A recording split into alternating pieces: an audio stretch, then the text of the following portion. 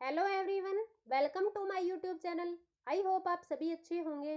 Macro economic समष्टि अर्थशास्त्र concept nature scope and verbals, इसके हमने पीछे वाली वीडियो में इम्पोर्टेंट क्वेश्चन किए थे और उसमें जो है कुछ क्वेश्चन जो है वो रह गए हैं, तो वो जो है हम आज इसके कंप्लीट कर लेंगे। और नेक्स्ट जो है आपका national income concept and measurement circular flow income for sector. तो ये तीन टॉपिक जो है हम एक ही वीडियो में एक ही साथ करेंगे। इसमें जो है जीडीपी, जीएनपी, एनएनपी, तो ये जो है आपका टॉपिक जो है रहने वाला है national income concept measurement circular flow income. इसके 4 सेक्टर हैं, तो वो जो है हम तीनों जो है ये टॉपिक हम एक साथ एक वीडियो में कवर करेंगे। माइक्रो इकोनॉमिक्स की मैंने प्लेलिस्ट बना रखी है, जिसको देखनी है वो जो है जाकर देख सकते हैं। तो macro economic concept nature scope and verbals के बारे में मैं पीछे वाली वीडियो में अच्छे से आपको समझा चुकी हूँ।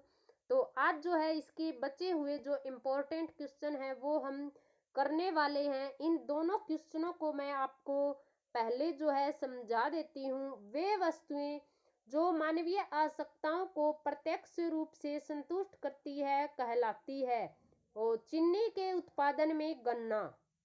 तो सबसे पहले मैं आपको बताती हूँ कि फाइनल गुड्स जो है वो क्या होता है, यानी अंतिम वस्तुएं वे वस्तुएं हैं जिन्होंने उत्पादन की सीमा रेखा को पार कर लिया है और अपने अंतिम प्रयोगकर्ताओं द्वारा उपयोग के लिए तैयार है।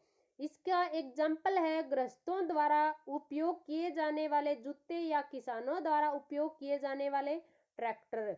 और दूसरा है हमारा मध्यवर्ती वस्तु, इंटरमीडिएट गुड्स। इंटरमीडिएट गुड्स वे गुड्स हैं जो एक फर्म द्वारा दूसरी फर्म से पुनः बिक्री के लिए खरीदी जाती है या अन्य वस्तुओं के उत्पादन के लिए जिनका उपयोग कच्चे माल के रूप में किया जाता है। इसके एग्जाम्पल है जैसे कि कुर्सियों के उत्पादन में लकड़ी का उपयोग। और अगला जो है हमारा उपभोक्ता वस्तुएं, कंजम्पशन गुड्स। कंजम्पशन गुड्स वे गुड्स हैं जिनका मानवीय आवश्यकताओं की संतुष्टि के लिए प्रत्यक्ष रूप से उपयोग किया जाता है, जैसे गृहस्थों द्वारा दूध एवं आइसक्रीम का उपयोग। लास्ट जो है आपका कैपिटल गुड्स, पूंजीगत वस्तुएं। पूंजीगत वस्तुएं वे वस्तुएं हैं जो उत्पादकों की स्थिर परिसंपत्तियां हैं और उत्पादन प्रक्रिया में इनका प्रयोग बार बार प्रयोग होता है। तो ये जो है टिकाऊ उपयोग उत्पादक वस्तुएं हैं, प्लांट तथा मशीनरी। तो वे वस्तुएं जो मानवीय आवश्यकताओं को प्रत्यक्ष रूप से संतुष्ट करती है कहलाती है आपकी कंजम्पशन गुड्स, उपभोक्ता वस्तुएं। उपभोक्ता वस्तुएं जो है मानवीय आवश्यकताओं को संतुष्ट करती है। इसके एग्जाम्पल जैसे मैंने आपको बताया, जैसे गृहस्थों द्वारा दूध एवं आइसक्रीम का उपयोग। और चीनी के उत्पादन में गन्ना है आपका इंटरमीडिएट गुड्स। इसमें बताया था मैंने कि एक फर्म द्वारा दूसरी फर्म से पुनः बिक्री के लिए खरीदी जाती है। और फाइनल गुड्स मैंने बताया था कि जिन्होंने उत्पादन की सीमा रेखा यानी कि बाउंड्री लाइन ऑफ प्रोडक्शन को जो है पार कर चुकी है, वो आपके फाइनल गुड्स होते हैं। और एक मैंने आपको बताया था कैपिटल गुड्स। कैपिटल गुड्स के बारे में बताया था कि उत्पादकों की स्थिर परिसंपत्तियां हैं और उत्पादन प्रक्रिया में इनका बार बार प्रयोग होता है। और अगला जो क्वेश्चन है वो है हमारा निम्न में से इसका जो है आंसर वो हो गया, चीनी के उत्पादन में गन्ना है एक इंटरमीडिएट गुड्स। और अगला जो क्वेश्चन है, निम्न में से कोई सी वस्तु अर्ध टिकाऊ उपभोक्ता वस्तु है। तो इसमें जो है आपके अर्ध टिकाऊ उपभोक्ता वस्तु, टिकाऊ वस्तु और और गैर टिकाऊ और सर्विस। पहले मैं इनके बारे में आपको बता देती हूँ। पहला है हमारा टिकाऊ वस्तु, टिकाऊ उपभोक्ता वस्तुएं, ड्यूरेबल कंज्यूमर गुड्स।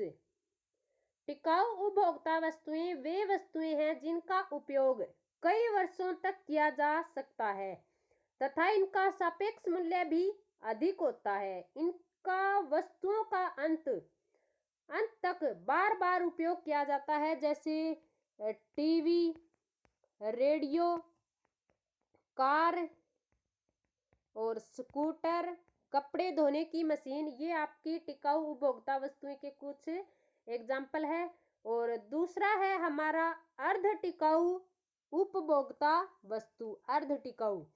तो अर्ध टिकाऊ उपभोक्ता वस्तुएं, सेमी ड्यूरेबल कंज्यूमर गुड्स। अर्ध टिकाऊ उपभोक्ता वस्तुएं वे वस्तुएं हैं जिनका उपयोग 1 वर्ष या उससे कुछ अधिक समय के लिए किया जा सकता है। इनका सापेक्ष मूल्य भी अधिक नहीं होता, जैसे कि कपड़े और फर्नीचर, क्रोकरी, बिजली का सामान आदि जो है अर्ध टिकाऊ उपभोक्ता वस्तुएं हैं। और तीसरा जो है वो है गैर टिकाऊ उपभोक्ता वस्तुएं, यानी एकल उपयोग उपभोक्ता वस्तुएं, नॉन ड्यूरेबल और सिंगल यूज कंज्यूमर गुड्स।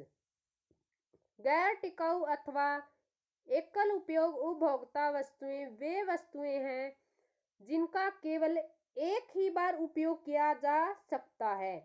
उदाहरण के लिए, भूख मिटाने के लिए आप जिस डबल रोटी को खाते हैं तो एक बार के उपयोग में वह डबल रोटी समाप्त हो जाएगी, आप उसका दोबारा उपयोग नहीं कर सकेंगे।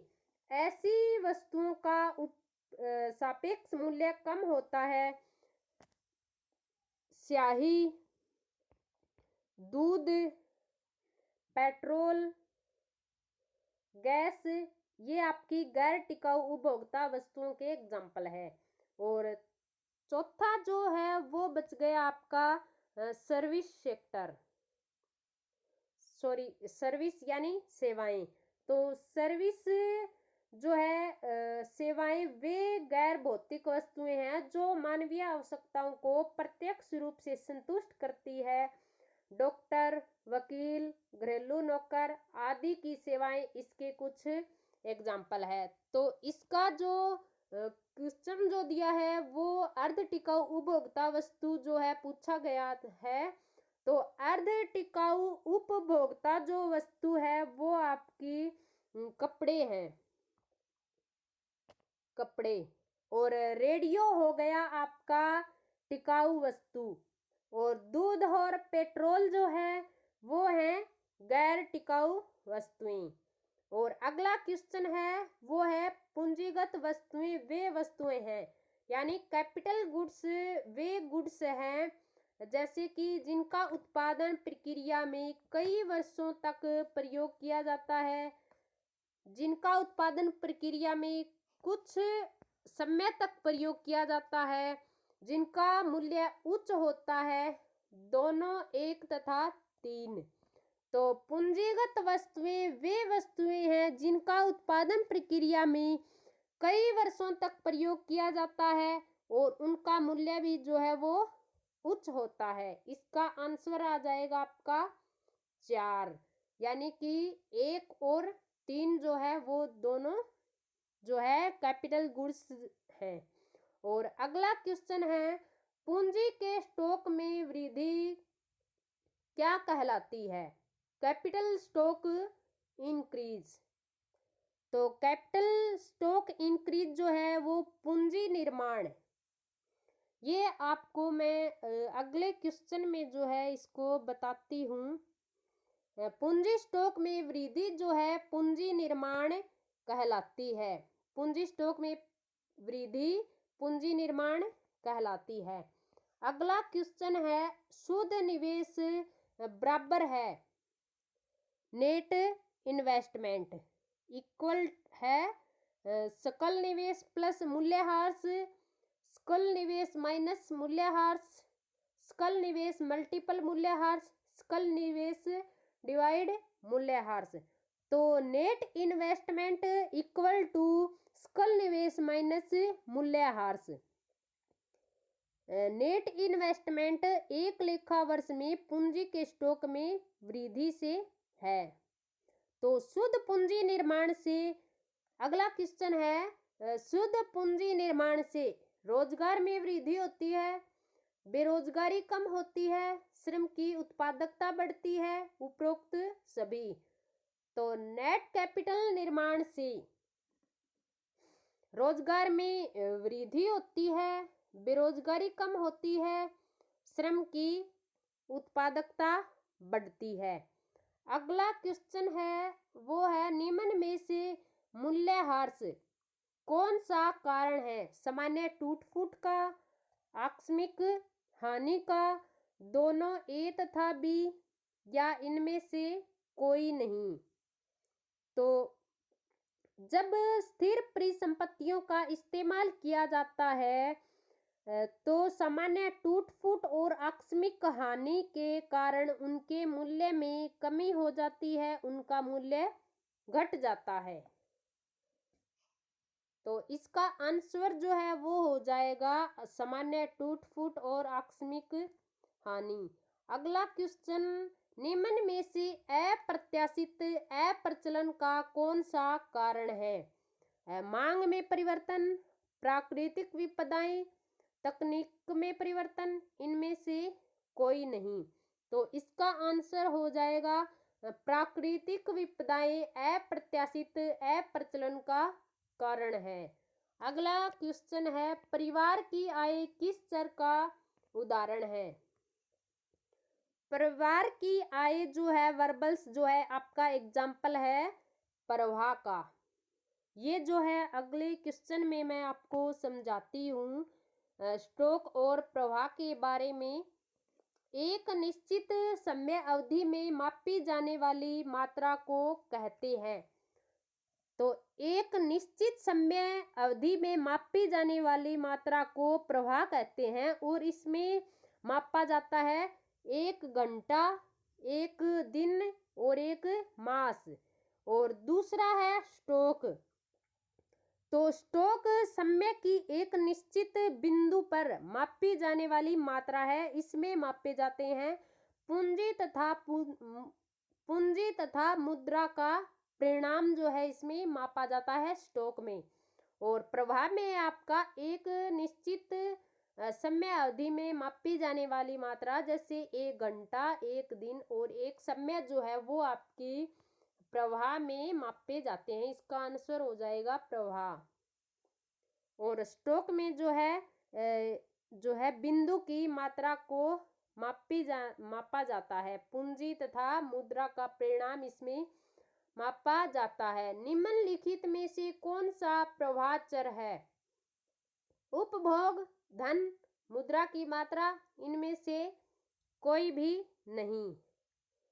तो प्रवाह जो वर्बल्स हैं वो है आपका उपभोग, आय, व्यय, उत्पादन, ब्याज। ये जो है आपके प्रवाह चर वर्बल्स हैं, फ्लो वर्बल्स। इसका आंसर हो जाएगा आपका उपभोग। अगला क्वेश्चन है, निम्नलिखित में से कौन सा प्रवाह चर नहीं है? वेतन, मासिक फीस, धन, इनमें से कोई नहीं। तो इसमें पूछा है कि फ्लो वर्बल्स नहीं है, वो है धन जो है फ्लो वर्बल्स नहीं है। वेतन और मासिक फीस जो है वो मैंने समझाया था कि स्टॉक एंड प्रवाह जो है वर्बल्स क्या होते हैं। तो वेतन और मासिक फीस आपकी प्रवाह चर है और इसमें पूछा नहीं है तो वो आपका स्टॉक जो है आपका धन, मुद्रा और जो पूंजी का परिणाम है वो आपका होता है स्टॉक। और मेज कैसी वस्तु है? मेज आपकी फाइनल गुड्स, अंतिम वस्तुएं जो है आपकी कंज्यूमर और उपभोग और उत्पादक, कंज्यूमर और प्रोड्यूसर जो है वो आपके फाइनल गुड्स अंतिम वस्तुएं। मेज आपकी एक कैसी वस्तु है, ये मैंने आपको स्टार्टिंग में जो है समझाया था कि फाइनल गुड्स जो है वो एक कैसा गुड्स है। फाइनल गुड्स एक आपका बाउंड्री लाइन ऑफ प्रोड्यूसर को पार कर चुका है, वो जो है आपके फाइनल गुड्स हैं। और अगला क्वेश्चन, परिवार की आय किस चर का एग्जाम्पल है। ये है, हम पीछे कर चुके हैं। प्रवाह जो है आपका परिवार की आय का एग्जाम्पल है। तो कल का जो टॉपिक जो रहने वाला है, इसमें जो है ये तीनों जो टॉपिक है हम एक साथ एक ही वीडियो में करेंगे। तो ये जो है आपका बड़ा जो है होने वाली है, ये वीडियो जो है लंबी हो जाएगी और हम इसमें एक में ही करेंगे क्योंकि जो है टाइम जो है अभी कम बचा है। तो national income concept and measurement, circular flow income, इसमें 4 सेक्टर हैं, वो हम नेक्स्ट वीडियो में करेंगे। आपने वीडियो यहाँ तक देखने के लिए थैंक्स।